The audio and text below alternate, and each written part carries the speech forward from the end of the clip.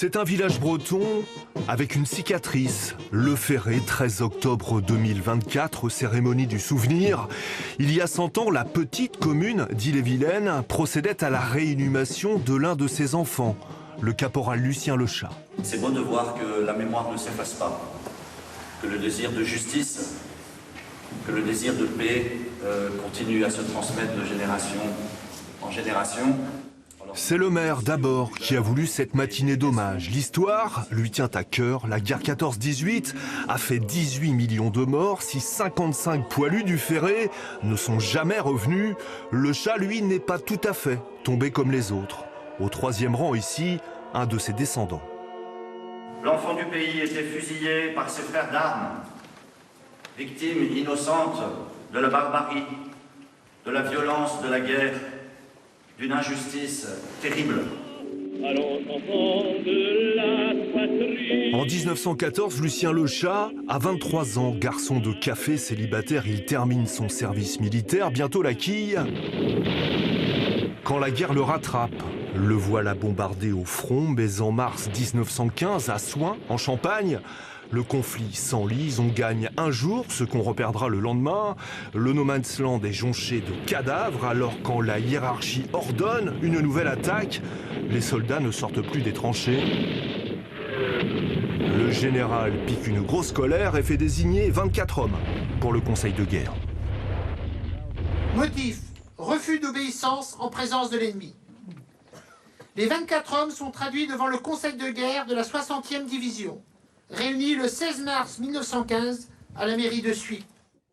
Certains vont s'en tirer, ça fait partie du jeu, mais 4 vont y laisser leur peau.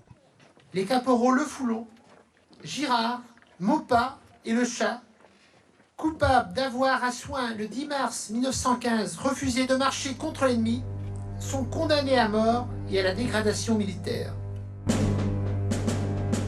Lechat fait donc partie du lot, comme Théophile Maupas, Louis Le Foulon, Louis Girard, 3 Normands.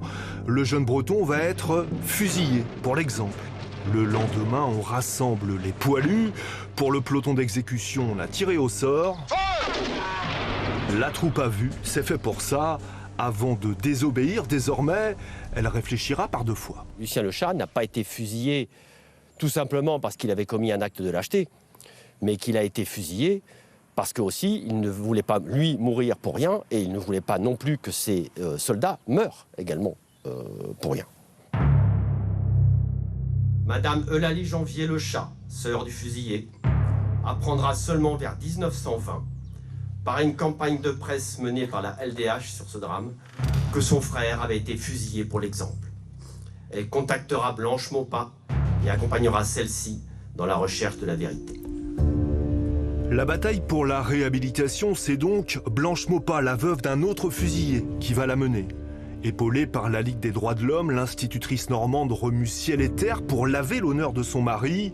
Demande de révision du procès, manifestation, campagne de presse. En 23, elle fait réinhumer son Théo dans la Manche. Dans son sillage, en 24, Eulalie Lechat rapatrie son petit frère au Ferré. Un combat salué 100 ans après par une ministre de la République. Ce combat, celui qu'on appela le combat de la veuve de tous les fusillés, conduisit à la réhabilitation de l'honneur de ces hommes. Car le récit militaire masqua la réalité de la guerre. Pour la réhabilitation, il faudra patienter 10 ans. En 1934, la Cour spéciale de justice militaire reconnaît que finalement, il n'était pas coupable. 1 franc de dommages-intérêts pour les familles. Au Ferré, Eulalie et Blanche se retrouvent, les caporaux de Soins sont blanchis, mais les autres. En France, le ministère de la Défense a recensé 639 fusillés pour désobéissance militaire. Une quarantaine seulement sont réhabilités. Certains diront que tous ceux qui le méritaient ont été réhabilités, c'est totalement faux. Il fallait déjà que les familles se manifestent. Le sujet des fusillés, c'était un peu l'omerta derrière eux.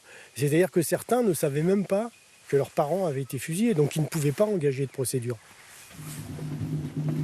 Depuis 25 ans, les lignes ont tout de même bougé, un peu. Successivement, Lionel Jospin, Nicolas Sarkozy, François Hollande ont appelé en 2 mots à réintégrer les fusillés dans la mémoire collective. Et en 2022, cet homme-là, Philippe Gosselin, député des Républicains, a même appuyé une proposition de loi de la France insoumise. C'est pas banal. Son arrière-grand-père était l'avocat des caporaux de soins.